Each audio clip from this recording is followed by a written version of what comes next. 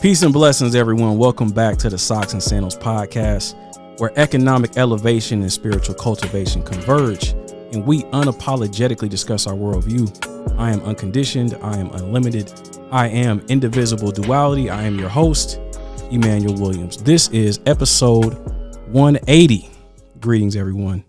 Now, it's been about 6 or 7 months since I last put out an episode, and some of you may have been asking, Emmanuel, where have you been? And I say to that, I had a baby. Well, not me personally, right? Like my wife, she had gave birth. No, but my son, he's 11 months now. And with that change, got a new job and just a whole lot going on in my life. And so I just had to pause for a second. You know what I'm talking about? You just got to chill out. You got to reassess the situation. And then some new opportunities came. And then there was a gap in my spirit. I'm like, yo, what's wrong? Like, I feel like something isn't, and like that creative bug, those juices that was flowing while I was creating, doing the pod for so long, started in 2017, went 2 years without a break, and then took a little break. And then the pandemic came. And then I'm like, you know what? I've been off for 6 months. I need to start the pod again. So here we are, episode 180.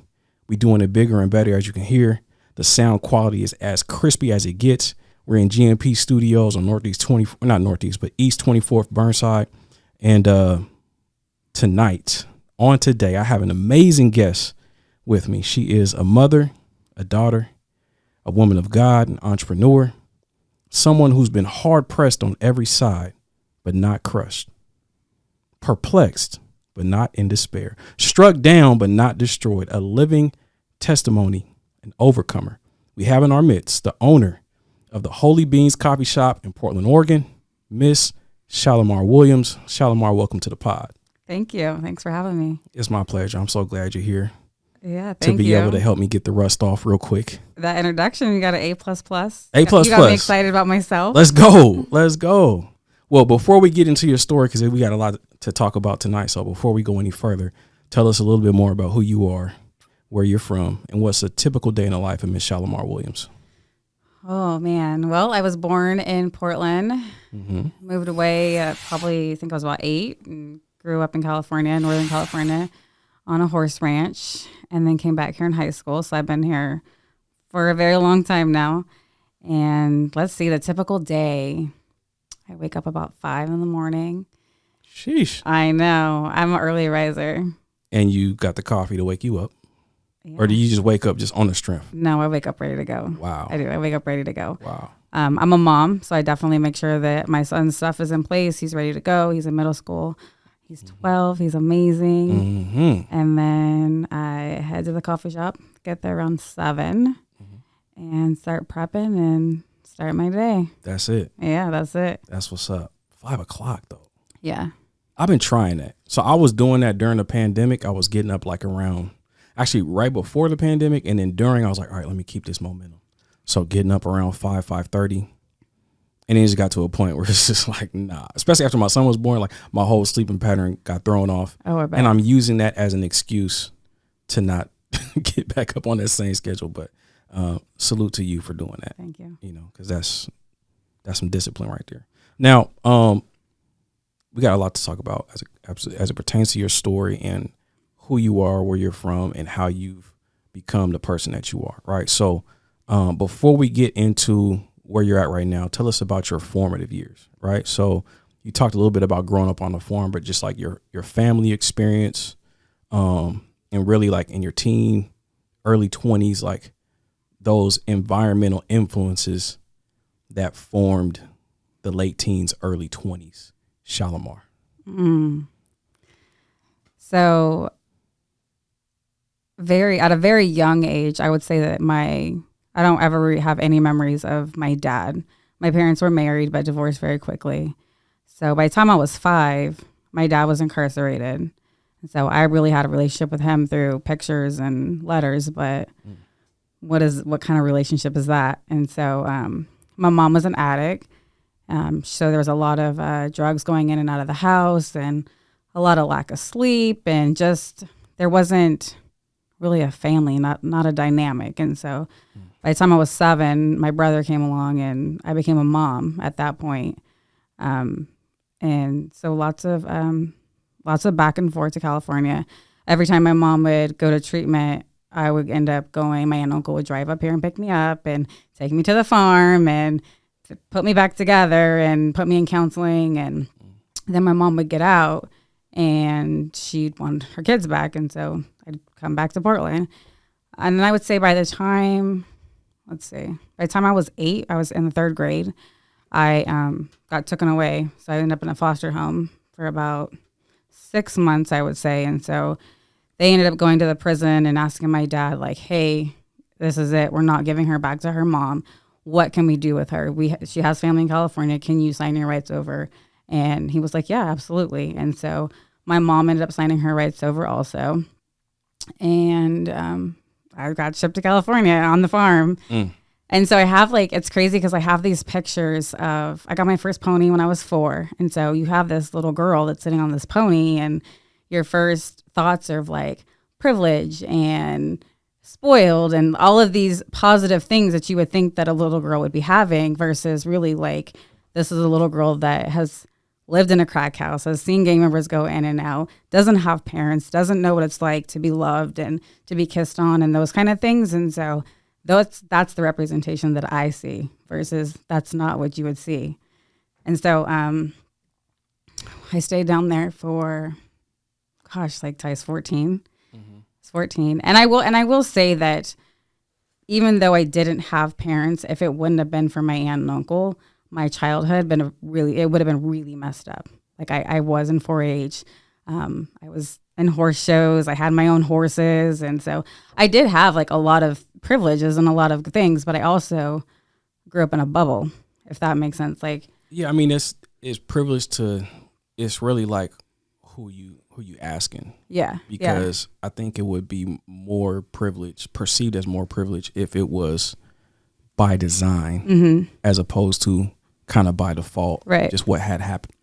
It had to happen. Somebody had to step in. Yeah. And fortunately, when they stepped in, they had some type of structure. So that was cool. Yeah. So you take it a step further though. I grew up on about 100 acres in the middle of nowhere on a dirt road. I went to the same school. There was no middle school. I've never been to middle school. And I was the only colored, black, brown, anything in the whole town. The only non-whites. Right. The only melanated person. Literally. Till high school.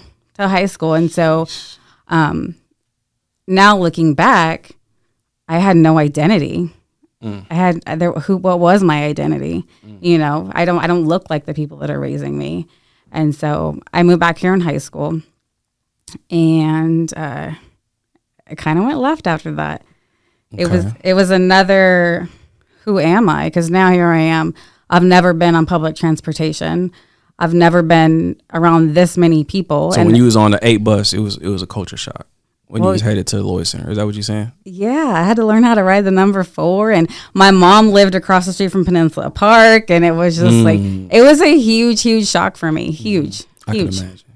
Going from the only black kid to Northeast Portland. And this is, once again, you talking about coming back in high school. So this is late 90s, early 2000s. Yeah, late 90s. Late 90s. And people don't, just as a sidebar, people don't really understand, especially where Portland is at right now, 2022, the gentrification really started early 2000s, right? But where we're at right now, and there's a lot of new black folks coming into the city, they do not believe. When we tell them stories about how black Portland was, they just can't, they can't imagine. They can't even see it. No, I hear what y'all saying, but there's no way. Can you tell folks what that was like coming to Portland and it was black? It was black. It was black, but it also, it was intriguing, but it was also very scary because again, here I thought I found my identity in this logging town, and now I moved to the big city and it's black, and now I don't have that identity that I held on to. So now who am I? What is my identity? Word. And for those that are listening and don't know who Shalimar is and haven't come across her story whatsoever, I'm taking this route of her story because it all leads to, from what I can tell, your maturation into who you are right now and you starting your coffee shop. So let's fast forward a little bit. So now you're in Portland, out of high school, mm-hmm. and life is different. It is different. There was a car accident that went very wrong, a very serious car. Can you tell us about the type of what was happening, and then the ramifications of that car accident, the many ramifications of that car accident? So I think that being that young and in those formative years, you internalize a lot of things that are going on. And as you get older, a lot of the acting out, a lot of the anger, a lot of that was me now trying to put that out into the world and to try to communicate it somehow. So what do you do when you don't know how to do that? You find coping mechanisms. And so mine was validation from people. Mine was drinking. Mine was all these outside sources, anything that I didn't have to look at myself. And I didn't have the structure or even the parents, once again, to kind of guide me where I needed to go. And so by the time I was 23, I was ripping and running and in the streets of Northeast Portland. And I wrecked my car. I rolled my car down Columbia Boulevard, and I ended up almost killing somebody and myself. And I ended up going to prison for a couple of years. Mm. And so you went to prison because of a DUI? So because I was intoxicated, I did get a felony DUI. Okay. But I also was charged with an assault. And so when I got arrested. Because somebody got hurt? Mm-hmm. Okay. Yeah. So when I got arrested, they pulled me over and they're like, yeah, you have a warrant for attempted murder, measure 11. And at the time, like, I used to fight a lot. I was a terrorist. I was kind of like a Tasmanian devil around here. And so I was just like, wait, like, trying to replay all these fights I have been in, and I didn't hurt somebody that bad. And so I sat in Clackamas County for a weekend, and I ended up getting transported to Multnomah, and that's when they were like, hey, this is why you have been arrested. And so you had to serve how much time? 2 years. 2 years. Rewind though. So you say you got in a lot of fights.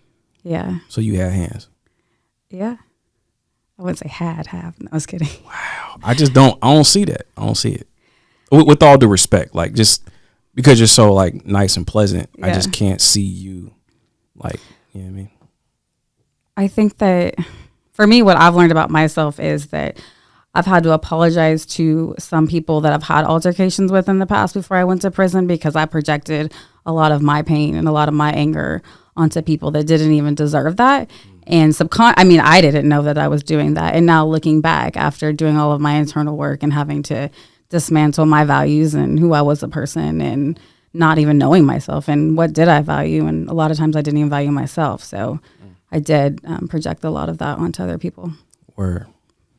So here we are. So now we're at this point where you had the DUI and now you're incarcerated. But, you know, as humans, we're naturally resistant to change, right? And so we're all mostly creatures of habit, even if the habit is destructive, right? So rapid change typically comes from highly emotionally charged events or trauma. So you were in a really bad car accident, which is borderline like a near-death experience for you, right? And then you're incarcerated for 2 years. Can you speak about how that chain of events affected your outlook on life, and also how was it foundational to you, creating Holy Beanz Coffee? I would say that those 2 years completely changed my life. Completely.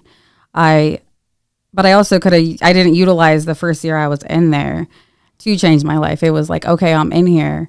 How can I get out? What program can I get into to get out early? I'm still manipulative. I'm still like not really comprehending what I had done and what had got me here. And so I ended up, my first weekend there, I started going to church just to get out of my cell, though. I was not trying to go to no church and none of that. And I kept going, and I met my mentor, who currently is still my mentor after 16 years. And representation lacked for me. And so here would come this beautiful Black woman in here, and you can be hood, holy, and healthy, and that's okay. And so she kept coming in every week, and that's what I seen. And so when you see something over and over again, it's intriguing. not only did at first I thought that like maybe I can mimic that and I can get out early because, you know, I'm trying to get out. So and you was using church to get out of jail early. Is that what you're saying? Yeah, that's what I'm saying. Okay. Does that work? Have you seen it? Did you see other people? It was like, all right, Lord, I see what you're doing for them. You know what I mean? Yeah. So okay. if I can, but it's all a cycle. It's all this manipulation because as long as I can manipulate, I don't have to look at myself. I don't have to look at my own stuff, that this is what got me here. And so after a while, though, I really started sitting and reading, and I got into this cognitive boot camp, which I got out early release, but because I couldn't go to treatment because I didn't do drugs. I couldn't go to like boot camp. I would have got kicked out for fraternizing anyway. So, and then here I go to this cognitive boot camp and this thinking, and I'm like, I get this really old white man as my counselor. And I'm like, yeah, I'm going to get out of here. I'm going to manipulate you. Whatever you need me to write or say, like, I'm out. Man, that white man gave me a run for my money. He was like, you have a grandiose personality. You're a manipulator. You don't value yourself. And he really, really challenged me. And I would leave and I would have to go sit on my bunk and really look at myself. And it was ugly. It was ugly because not only did I have to deal with the things that happened to me as a kid, but then I had to deal with the choices that I made. And nobody wants to do that. And so I would say that 6 months really, really transformed me huge. Mm. And then here we are. Yeah. Owner of Holy Beanz Coffee. Yeah. Now, during those 2 years, there was something that happened.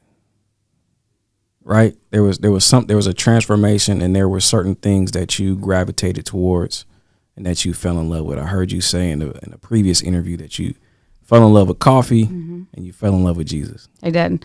I would sit on my bunk and I would read my Bible, and I still have that Bible to this day. And I would read, and I never drank coffee before I went to prison. I drank wine. I didn't drink coffee. Word. You know, and so, but it became this routine, and I started reading a lot, and then I got my GED, and I remember how much, like, I'm an avid reader. Like, I love to read. And so I fell in love with all of the things that I used to do when I was an honor roll student and when life kind of made sense a little bit.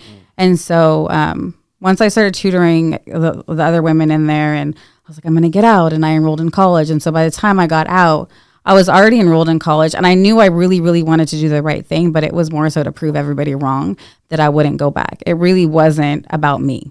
It was about proving everybody wrong. And so then there was a part of me that was like, I'm gonna do the right thing. I'm gonna get out. I'm gonna go to a halfway house. I could have went to my family's house, but they drink, they smoke. So if I would have put myself in that same situation, I would have went back. So for a lot of years, I made the choices based off of, look what I did. Look, my success was based off of everybody else and proving everybody else wrong. Word. Now, so you've been through a lot, right? And you're still here, still standing, still strong. Amen. And you have the shop. I want to say personally, I am so happy that you persevered, right? I didn't know you until like a couple months ago, but I've been looking for a Black-owned coffee shop, like sit down with space, for years, and we just haven't had it, right? And there's a few others that are out there, but and there's one in particular, I'm not trying to throw no shade, so I'm not going to say the name, but there's nowhere to sit down, right? And it's in a physical location where it's like, it's not really clean over there, so I don't really want to go over there like that. But you're on 26 in Alberta. You know what I mean? You in the heart of the hood. I grew up probably on 15th and going, so 13 blocks from there, right? And it's 2 blocks down from my job, Black United Fund. So it's just perfect location.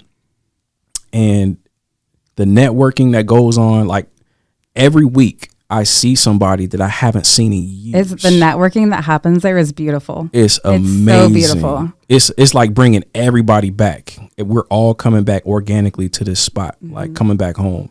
I literally seen my best friend's aunt that grew up across the street from me. She left Portland in the mid 90s. Wow. I just seen her last week. Shout out crazy. to Net. Shout out to Net. I just seen, and I hadn't seen her since. But if it wasn't for the coffee shop, there was no reason for us to be in the same place at the same time. Yeah. But now everybody's there. So fast forward to, you opening the shop, Can you contrast, like, before opening the shop, what were your expectations of how things were going to go versus a few months into it, how things are going now? Like, compare and contrast that. My mind is blown. Yeah. I knew what I wanted Holy Beanz to be. I knew that I wanted to be this community-based space. I knew that I was going to hire felons. I knew that I would hire people in recovery. I knew that I would want to see a lot of healing there, and also just love and hope. And when people come there and they spend their money, like, you're contributing to somebody fighting for their kids, or you're contributing to somebody that's enrolled in college, or even fighting for their life. Because sometimes when you get out of prison, you're fighting for your life. You're fighting to stay free. You're fighting to not free just physically, but mentally. It's very hard, that transition. And so I just thought I was going to open a coffee shop and help people, like, literally, like, that's it. And so when I put all the tables together and all the chairs, and I'd be in there late at night hanging all the pictures. And what you mean you put the tables together? What do you mean? I did. So all the the couches, like, literally, like, I lived all the frames, everything, because I knew the energy that I wanted it to be. I know, I feel like energy is very transferable, and so if I set the tone and I set the energy from the beginning of what that was, then that's what would be in there. And so I all the chairs, all the tables, the picture frames, everything I put together, and I'd be in there late night, like, what is it going to sound like when people are in here? Are people going to even come? And so there was always that fear of, like, what if nobody comes? And literally, like, I go in there every day and I hear the chatter and I hear the people, and I've seen the tears, and you've got people coming in there that are NFETs and to 91 and to come listen to jazz, and they cry because they feel like they're at home. So the magnitude and the impact that it's had just on that street in 2 months it's mind blowing. It's like so much community support, right? It's it just seems like a daily flow. Like, anytime I'm in there, I can always hear someone, like, congratulating you, thanking you, just grateful for the space, because it's spacious too. Yeah, like, that's what's rare. Like, we have a Black-owned spot in Portland that is spacious. Like, we can go in there and relax. You got couches and the fireplace. Yes. And I was telling you, like, there's another coffee shop on Alberta. I think it's like on 20th or something like that. And I used to go there in the morning, and I just went there by default because I didn't want to go to Starbucks. Yeah. And I was just like, let me find somewhere else to go. So I went to this place right down the street from my job. I was just like, oh my God, like, it's just not comfortable. I don't want to sit there. The chairs and the couches are old and dusty, right? And it's just like, when you walk in there, the folks look at you and they give you that look like, man, I hope this person doesn't stay. Wow. You know what I mean? And it's just like not welcoming at all. And those that are Black that are in Portland, y'all know what I'm talking about. When you go into an establishment and they give you the eye contact that is cold. Yes. You will never be the minority at Holy Beanz. Exactly. So I appreciate you for that. And all the success that's coming to you is well deserved, for sure. Thank you. No doubt. Now, to change gears a little bit, we live in a city, Portland, Oregon, right? It's known as the whitest city in America. Not only that, it's one of the most irreligious cities. It is. Right? So it has been said that we have the most strip clubs in America per capita. And I'm sure our church to strip club ratio is probably just on an unprecedented level, right? So I would imagine that people have suggested to you that you not mix religion and business. Oh yeah. You know, don't mix your spiritual convictions, you know, with your vocation. All right. So before opening the shop, did you, or even during at this present moment, have you ever felt pressure to potentially change the name, or even change the names of the drinks because they're based on, you know, Bible scriptures? Have you ever felt that pressure? There was parts of me after so the name, I know I needed it to be spiritual. Mm-hmm. I actually created a list of about 5 or 6 names, and that's the name that my son picked. And as it evolved, I knew that God had given me the vision. I knew that I needed to stick to it. Mm-hmm. I've had believers come to me throughout the process and say, you know, you shouldn't name your drinks the books of the Bible. You shouldn't do that. And you said believers, not the non-believers. Believers. more than one. And I was like, no, I'm going to do it. Like, that's the vision. That's the vision. That's what I need it to be. But literally, like, I will say, from everything that I put in my business plan, except for the size of the space, is a reality. So literally, the vision that he gave me from the beginning, I stuck to it, and it's a reality, and it's a lot bigger than what it was. But a lot of believers were like, you shouldn't do that. You're in Portland. Like, don't do that. And I was like, no, like, I have to do that. And people come from all over now to read the books of the Bible, to say, and people now like will Google what's Proverbs. And so I don't have to change it. I don't have to. I also, out of respect, do have like the book, the names of the drink, as far as like Proverbs or Roman, but I also have the description next to it, just out of respect, like if they don't want to say it. But I haven't had any slack from it. I haven't had, if anything, it's more curiosity. I have had 3 different families come from Idaho just to experience it. Really? Yeah. I've had people so come they made from like up north. For lack of a better term, a pilgrimage. Yeah. To Holy Beanz Coffee. Mm-hmm. That's dope. Yeah. That's hard. So I definitely, there's been a lot more good out of it than I haven't had anybody actually say, since I've been open, like, hey, you shouldn't do that, or you shouldn't do this. This is Portland. But definitely, what did I have? I had a verse on one of the chalkboards, and they were like, well, what does that mean? And I told them, and they were like, oh, that's great. And then somebody else like actually Googled what the verse was. And so it's definitely a conversation piece, but also, no matter what religion you are, no matter where you come from, at the end of the day, they all are centered around love. And everything that I would like to think that I represent for people is love. Like, I love on people, I hug on people. And so that's what I want the space to be. Right. That's dope. I know folks came from Idaho. Yeah. That's clean. Yeah. Were they like, did they all know each other? This morning I had a family come from the Tri-Cities. That's crazy. Yeah. That's dope. So, man, I just had a question, and it just escaped me. Oh, man. I'll come back to it. So, that's what I want to ask you. So, purpose in a cup. What all does that mean? What all does that entail? Right? Because not only, like you said, you have a specific vibe and intention that you set for the space. Mm-hmm. You putting together the chairs and the sofa and all that. But also you mentioned the mission of hiring folks that were, previously incarcerated. So what all entails purpose in the cup? So I actually didn't even have my mission statement until probably about a week before I opened. I wrote my business plan, and I just could not, for the life of me, come up with a mission statement. And somebody sat me down and said, well, because I've done HR for so long, and I've wrote so many policies and procedures, and nothing is personal for me, not in HR world. And so this is very personal for me. And so I needed to remove that piece and make it personal.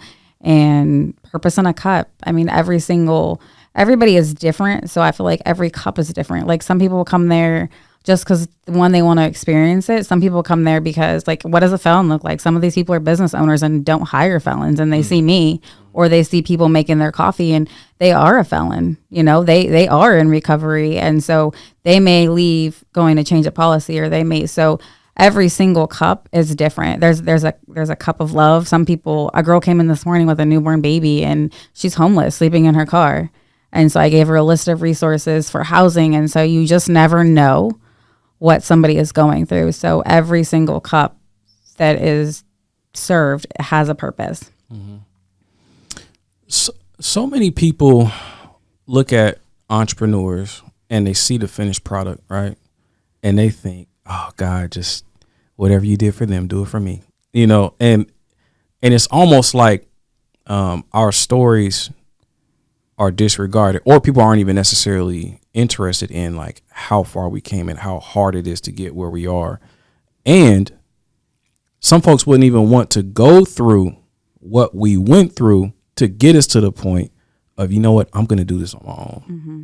Can you talk about, like, recently, within the past 2, 3, 4, 5 years, what was happening in your life to get you to the point where it's like, you know what, I have to do this on my own because everything else that's happening right now, I can no longer live this way? I think that with anything that has changed for me, every drastic change that's happened in my life has been from, I don't want to say there's not a good and a bad experience, but it definitely has come from pain. I was divorced 7 years ago. And so then you become the single mom and all of your stability is gone. And what do you do? Who are you? And so you're questioning God, like, hey, because I mean, I'm human. I question. I'm like, what's going on in my life? And so I got my footing underneath me, and you move on and you heal. And I got a good job, and Ahmaud Arbery happened for me. For me, it was Ahmaud Arbery. I have a son. He's taller than me. And I just couldn't. I was so uncomfortable after that happened. And then George Floyd happened. And I've never till this day watched the video of George Floyd. I've seen enough. Me neither. I couldn't watch. I couldn't do it. No. I've seen enough. No. And so when all the protesting happened, I was in that group that went and laid on the bridge. And so that for me was the most life-changing, heartbreaking, empowering moment of my adult life, for sure. It was almost like I found who I was as a Black woman and as a mom to a Black son. And things changed. And then I started going to work, and I was working for a company that was owned and ran by 3 white Republican men. And as a woman, yes, you're light-skinned to have the job, enough to have the job and to have the title and run our company, but don't forget that you're Black. And so now that I'm doing all this protesting and I'm doing all the work and I'm seeing my son, and I was like, something has to change. Like, I have to do something different. This can't be the representation that I leave for my child. And it just, Holy Beanz evolved. I was like, I have to do something different. And so that's when I was like, I love coffee. I did do a lot of research. And so when the economy was crashing during COVID, coffee was one of the ones that was not affected. So I definitely did that. You did your market research. I did. There you go. And I wrote a business plan for a little turnkey coffee cart. And I was going to hire a felon. And I knew that my son would never clock in for somebody else unless he chose to. So you wrote that business plan. I did. With your son in mind. Two things came up that I really want to dig into that you just mentioned. Because I was talking about like highly charged events that change us. A lot of times trauma changes us, or just new life. Yeah. So, you know, how has motherhood changed your life and motivated you to achieve and to provide for your son in the way that you do? Because, you know, now I just want to say before you say, like, when I had my son 12 years ago, my life changed instantly like that. Yeah. And it was like this, it's like a necessary, I'll just say for me, it was like a instant evolutionary portal that just opened up. And I just seen the world different. I felt different. And my actions changed. And I started thinking about my legacy. And like you said, like, how is my son going to grow up? Yeah. Like, and then I started thinking, oh, shoot, the future technology, he's not going to have the same opportunities as I do as far as being able to grow up, get a job. It's going to be automation. It's going to be artificial intelligence. Like he's going to have to be like super specialized. And I'm just thinking all these things. Yeah. So not to take up too much of your thoughts, but go ahead and hit me with that.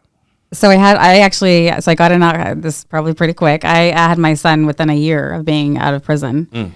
And it instantly changed me, going from somebody that never had a mom or a dad. And so I never experienced unconditional love until I became a mom.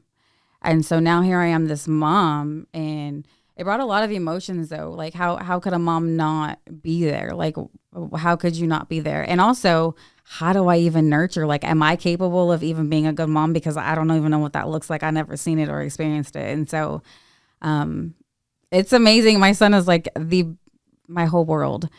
And I would say that, like, I always talk about how I make decisions over and over again to not go back. And yes, it was work and I worked hard and all of that. But my son is the reason I never went backwards. My son is the reason why I've been homeless and I kept going, or I've walked away from different jobs. And I knew that no matter what happened or what trial or anything that came up, I was never, ever leave my son without a mom.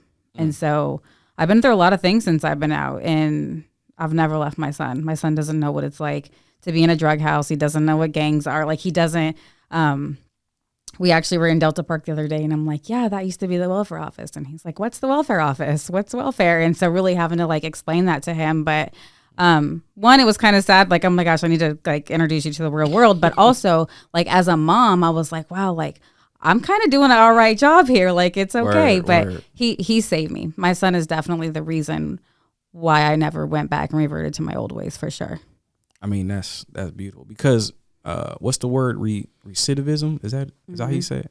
Basically, go ahead and break that down for people that don't know what that means. And I know I didn't say it right, but go ahead and explain. What are you trying to break down? Recidivism. That's it. Recidivism. Maybe. Nope. Say it right for me.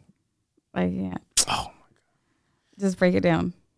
All right. So that's like the probability that someone goes back to prison. And so the rate of that for somebody that was formerly incarcerated, I want to say, at least for Black people, I want to say it's like 50%. Yeah, it's 50 very plus. high. And so you didn't fall in that. I didn't. And I actually talk, I do a lot of work with the county and have a lot of meetings and stuff just because they think I'm sorry. I do got to interrupt. Do you know how to say that word? Reset it. No. Okay, cool. All right. I'm about to say, if you know how to say it, you made me trip over it like that. That's messed up. No. Okay. Right, so really having those conversations too, because so why do people go back? You know, when I got out, I couldn't get a job. I couldn't get housing, especially for me. Then I wasn't an addict and I didn't have kids. So they're really like, okay, go figure it out. But how many times does a person get to be told no before, you know how many times I was told no and I didn't get a job and I can go sell that dope over there and get what I need real quick. Mm-hmm. And so if we're constantly telling people no and not setting them up for success and then they go back, whose fault is that? Whose fault is that? According to the system, it's our fault. Exactly. Because we can't get right. Right. But if we're not setting them up and there's a lot of doors that I knocked on that never opened for me. Mm-hmm. And now I'm opening those doors. And some of the people that didn't open the door for me are now coming to me trying to figure out how I am where I am. How can we work with you? Shalimar, help us out. Yeah, absolutely. Yeah. But I know you've talked about eventually starting a nonprofit around that, right? Yeah. Yeah. So what do you plan on that looking like? When I got out, I was put in this, and I feel like a lot of felons are put in this box of, so you're going to go to NA meetings and you're going to go to AA meetings, and that's fine if you need that. Mm-hmm. But I didn't need that. I was a hustler and I ran the streets. And so the tools that I needed, first of all, you want me to live paycheck to paycheck, make a minimum wage. So how do I budget? Like, what does it look like to budget? You know, I had different kind of trauma. I had trauma and my coping skills were different. They weren't a substance addiction, but I liked validation and I was codependent because I didn't know how to balance anything because I never had that growing up in a family dynamic. And so really now that I have this space and I have all of these different resources and these people that I do work with, I would love to be able to utilize that space for women that are coming out of incarceration and having systems put in place and policies and procedures on, okay, well, what do you need as an individual? A lot of people, when I went to prison, there was no self-checkout. And when I came out, there was self-checkout. And so people don't think about that's scary. How can I be vulnerable enough to say, hey, I don't know how to do that. And this is why, without feeling like the whole world is going to judge me because I'm a felon and I'm a prisoner and I just got out. So I didn't do it for a really long time. So really like meeting people where they're at. A lot of women are getting out that have been in there for 10 years. They don't know how to do a resume or fill a job application out online. Right. But we're just saying, okay, you're free, go live. Yeah. So really just providing that space to nurture people, because if you give people just a little tool, like they feel so empowered as a person, as a human, like I'm validated that somebody cares about me. So let me go try to do what I want to do. Yeah, that's so necessary. I got a buddy that unfortunately he's been in and out, but like even when he went in like late 2019, and then he got out around like in the summer of 2020. He was like, "Yeah, bro, let's go to the park. Let's meet with these people. Let's just do this, do that." And I'm just like, "Bro, we can't go outside like that, and we can't approach people like that." Right? He's like, "What you mean?" I'm like, "Bro, it's COVID. You just can't he's like, nah, but we need to shoot this video. Like, no, we can't do that, bro.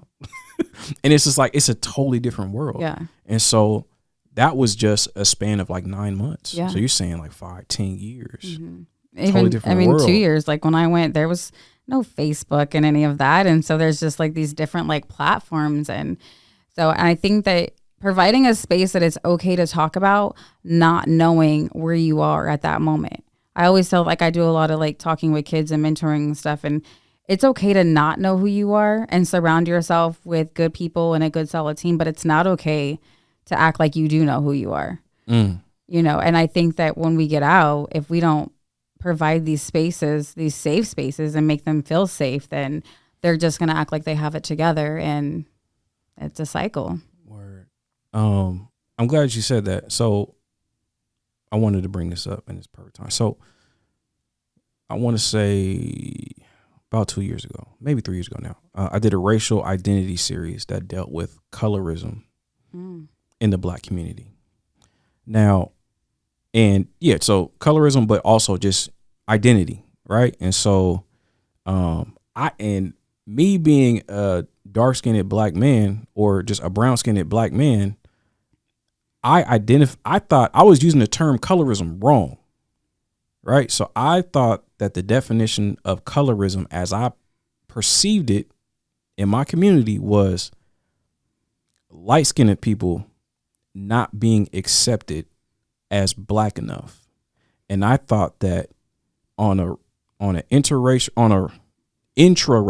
basis, there was discrimination towards light-skinned people within the Black community, and that they had it harder growing up because they had to prove their Blackness all the time.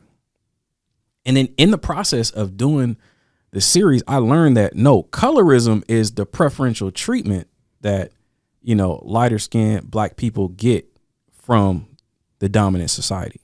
Right. But in this highly refined stage of racism, white supremacy, as I like to call it, a biracial, you know, half Black, half white person cannot be classified as white.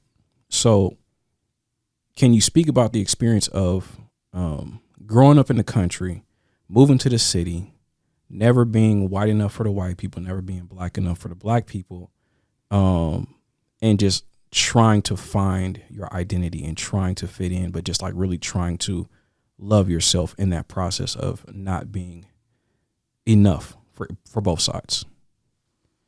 Wow. I would say that it took me probably until 2020 to really not know who I was, like, as a person and what's successful and all that crap, but as what's my race, like, who am I, where do I fit into this world, really, pretty much. And so growing up in the country, I never had a perm. I never had any of that. I didn't even know how to match my clothes. I wore rubber boots and hung out with sheep and cows. And so, you was wearing rubber boots before Kanye. That what you saying? Oh yeah. Okay. Yeah. It was a thing. Let me tell you, it was a thing.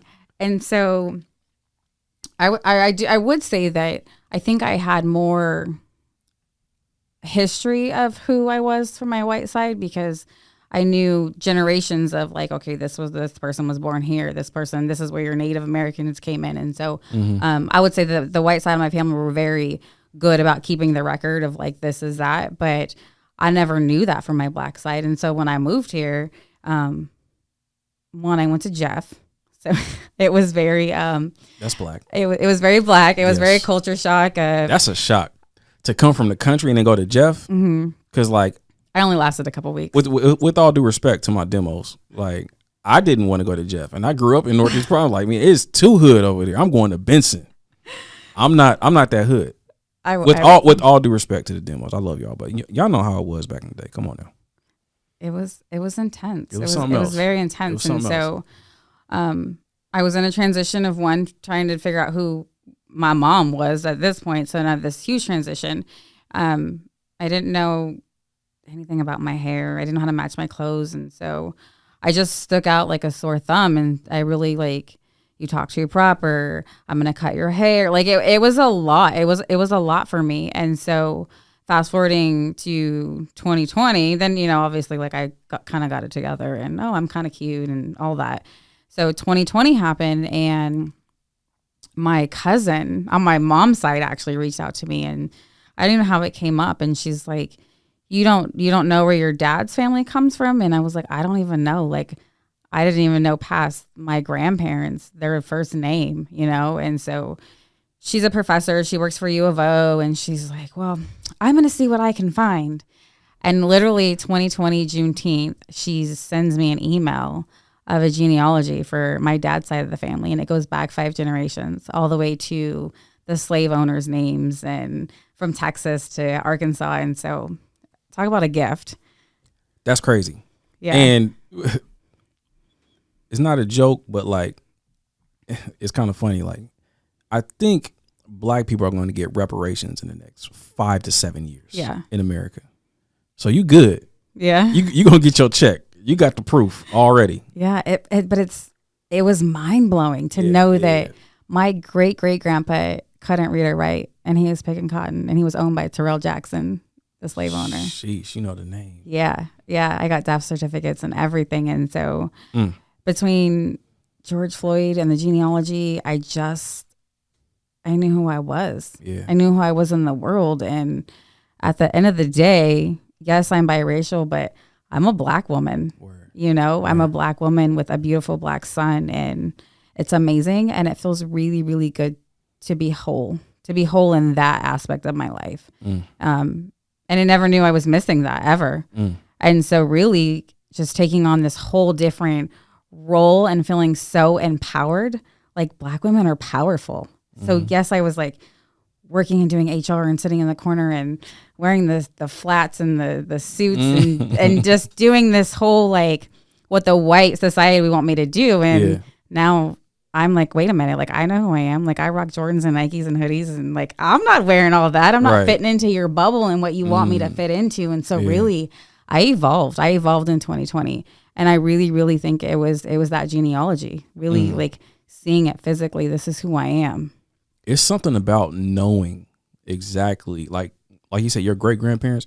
So in 2009, I went to a family reunion in North Carolina on my dad's side, and it was his my grandparents or my grandfather's family reunion, right? And so, and my grandfather has like 13 or 14 siblings. Wow. So my family is huge. Like, and I met a huge part of my family that's in New York and Maryland and a whole bunch of North Carolina. I got so much family, like, like Papoose, that's like my second or third cousin. Wow. I'll never meet him probably unless he goes to a family reunion in North Carolina, but it's like, I got a lot of family all over the country. So I say all that to say, during that family reunion, they showed us that hadn't been to a reunion in a long time. They showed us our genealogy, and they traced it back to a woman named Rebecca, who came over from the West Indies, and she came over like in the 1850s, and then talked about her 5 children that were born in America. 4 of them were born enslaved, and one line was born free. Wow. Right. And then we fast forwarded up to my grandfather's line, and his father talked about his father, and we saw the land where they used to pick tobacco. And so my grandfather was born in 1917. When he was 13, he was strong enough to do the same amount of work as a grown man. So in 1930, he would plow fields of tobacco with my great grandfather. So they were sharecroppers, essentially, making 50 cents a day. And my grandfather didn't even get paid. It was just my great grandfather.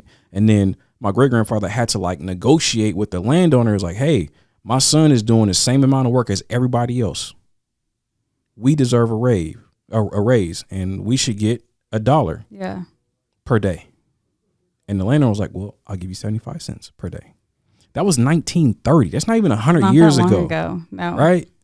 And so it's just like, I think about what my most recent ancestors went through within the 20th century, within 100 years ago, within 100 years, and then where we're at right now. Yeah.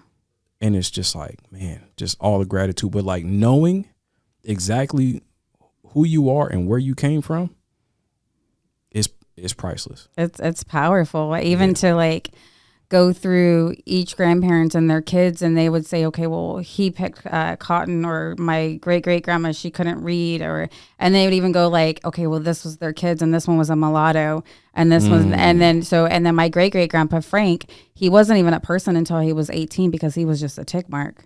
What does that mean? They didn't count them as people. Because he was owned by a slave until he was owned by somebody. So he was 18, and then he became a person. He wasn't on the census until he was 18. Sheesh. And so to see, and what year was that? Ooh, I don't remember. That he showed up. I don't remember, but to see how hard they worked, and to see how perseverance, and just how they kept going and going, and to know that it's like, wow, well, maybe that's where my worth ethic comes from. Like, I come from something. I come from strength. I come from work. I come from them making it out of no way. And then my great grandma coming here, and she used to sit in her kitchen. It's so crazy. So she couldn't read or write. She's my great grandma, Nettie. And she would sit in her window on Mallory Street and drink coffee. And so now one of my cousins was like, you're literally living out Grandma Nettie's dream. That's crazy. That's crazy. So I would definitely encourage. It's a gift. It's a gift, and it's an honor to know where you come from. So if you have that ability, I would encourage everybody to do that for sure. Yeah. It's a gift, and I get to pass it on to my son, you know. That's beautiful.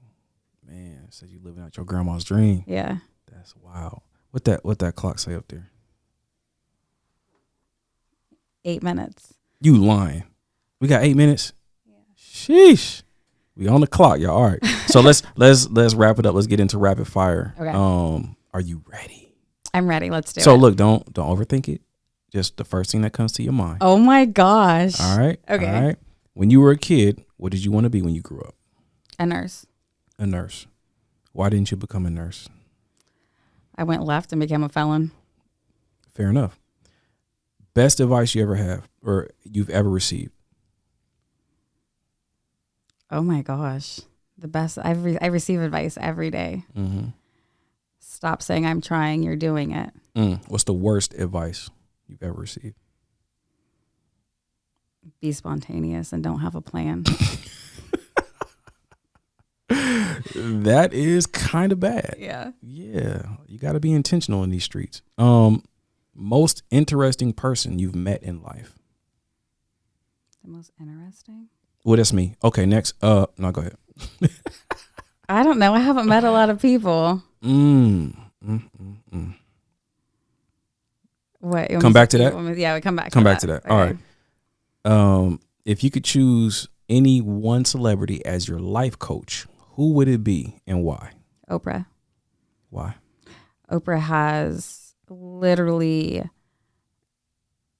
made it through everything. She's persevered, and she wrote a book, and she got her story out there, and she didn't care whose feelings she was hurting. It was her truth, and she spoke her truth, and she lives in her truth, and she turns around and she helps people, and that's what I want my life to be. That's beautiful. 3-month fully financed sabbatical for you to just rest and relax and recharge. Where are you going? Fiji. Tell me why. I love the culture. I lived with a family between 17 and 18, and the culture is beautiful. The water, the people. I love to meditate. I love it. I love it. I want to go there. That's a long flight. I don't care. It'll be worth it though. Yeah. 3 months. Yep. If racism ended tonight, how do you think the world would change? I think it would be quiet. Why would it be quiet? Because everything's so political and so based around that. And I think it would be quiet because people will be confused and have so much empty headspace, they wouldn't know what to do. Wow. That's profound. I literally just came up with that question today. I've never asked anybody that question, and I don't know the answer to that. But thank you. That helps me think about that. Wow. What do you do if you don't have judgment about everybody else? What do you do with that space? You just live life. And you just maximize your opportunities. Like I remember when you put it like that, I went to Texas Southern University, historically black college in Houston, Texas. And it was like utopia.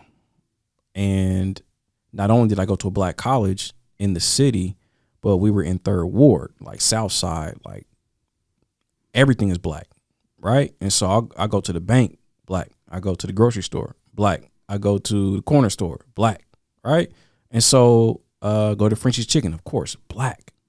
And so I didn't realize how liberating that was until I came back home for Christmas break. And then I landed in PDX and I'm like, oh my God, I haven't really seen a white person in 3 months. Yeah. I didn't even think about race or racism because I was enveloped in my culture. I know. I tell my son, like, you have to leave for college. You can come back, Yeah, but I back. want him to leave and to experience that. I don't want him to stay here. You got to have that. Yeah. Like we earned it. We've done our time in the whitest city in America. We earned a utopian experience. So yeah, any HBCU, just get out, get away for sure. If you woke up tomorrow and found out that you hit the lottery for $100 million, how would you spend your time and your money from that day forward? Wow. Well, I would buy a house. I probably a couple. A few houses. Well, yeah, probably a couple. I mean, I wouldn't really. Maybe another Holy Beanz somewhere on the East Coast. I definitely. Just one? You got $100 million. I know. I can't even comprehend what that would even be like. Mm-hmm. Okay. I definitely invest. I don't know what I would invest in, but I definitely would invest in some things. I would try to triple it, make it make money for me, make it make sense. Mm-hmm. I have a huge heart for the homeless, Mm-hmm. so I definitely would try to figure some stuff out for them. And how would you spend your time? Well, I live my life for everybody else. So I would have a lot of money. So I'd have a lot of mental space that would be free, and I would be helping people and loving on people. I don't think that'll ever change about me, no matter how much money I have. I think that's who I am. That's dope. That's dope. As you should. Lastly, last question. What message do you want communicated at your eulogy? I know that's heavy. Ooh. At my eulogy, I would hope that people see how much I cared for people, how important it is for me to see people succeed, for people to see and to know that representation is everything. And so it's okay to come from nothing and to get it out of the mud, and you can do it. And so I hope that I'm representation for hope, for self-discipline, for perseverance, for being a good mom, for being a good friend, for being a good daughter, for being a good believer. I'm a little crazy too. So, you gotta, there'll be a little sarcastic stuff in there too, but, for being consistent, for stepping up and showing up and being a voice for the voiceless and for the people that aren't here and can't speak. Word. That's beautiful. Simply put. Now, for all the folks that want to highlight you, not highlight you, but get in touch with you, right? And plug in, tap in with the business. What are the socials they need to plug into? So we're on Facebook, Holy Beanz Coffee, Instagram, Holy Beanz Coffee. Also, we have a website, holybeanzcoffee.com, that has all of the merch on it. I do have my own coffee beans that you can order. Tell us about the beans. I do have my own beans. Let's go. So if you're not local, if you are local and you would like to wake up and sip some holy coffee, you definitely can order that online. I've got merch everywhere.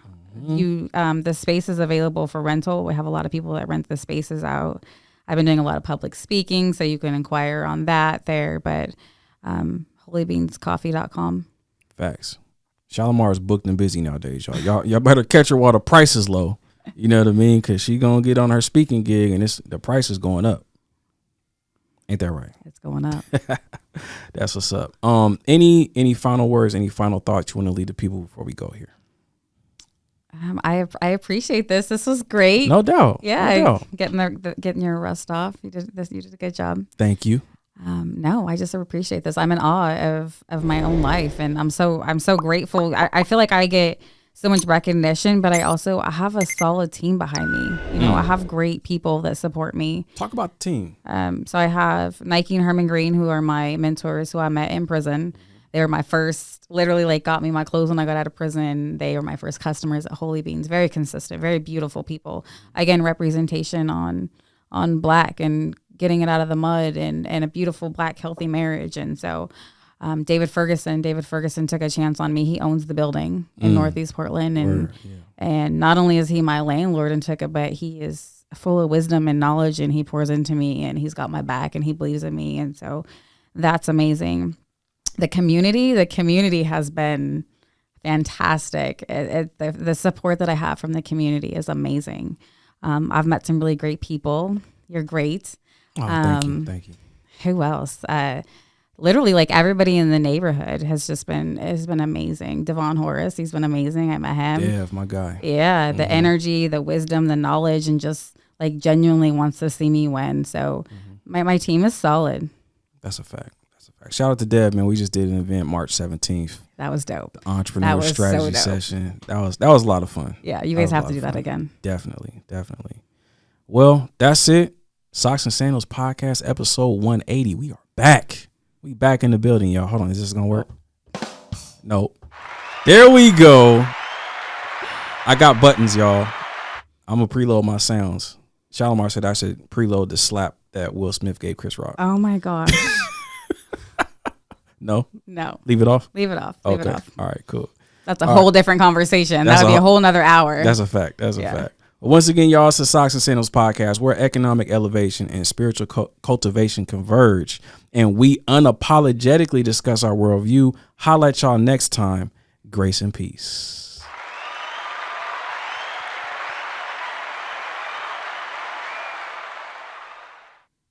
That was beautiful. Good job.